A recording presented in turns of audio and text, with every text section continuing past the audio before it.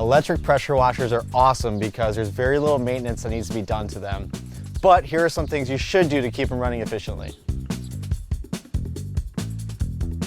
Make sure that you check all the fasteners, the caps, that everything's really tight and ready to go. You want to check the pump for any leaks. If there is a leak, you need to contact the service center that's listed in the manual.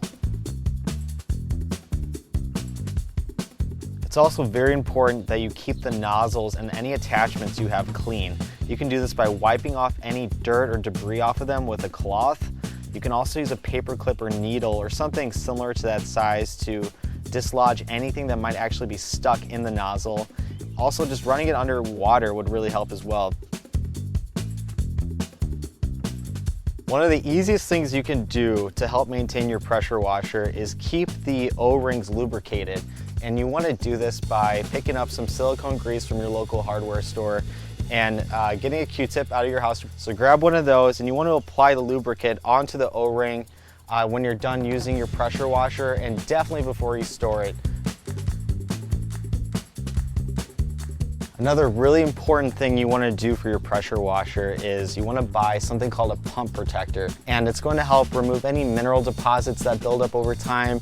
It's also going to protect it against any freezing damage that could occur to it. Before you start using the pump protector, you want to make sure that the machine is turned off, it's unplugged, and that there's no hose connected to it. You actually also want to remove any extra water that might be lingering inside the pump. You can easily do that just by gently tipping over your pressure washer. You're going to attach it to the inlet of the pump and you're going to squeeze the fluid through. Whoa! And once you start seeing it come out of the other side, that's when you know that you have completed the process. And you want to do this when you're done using the pressure washer and definitely before you store it away for winter.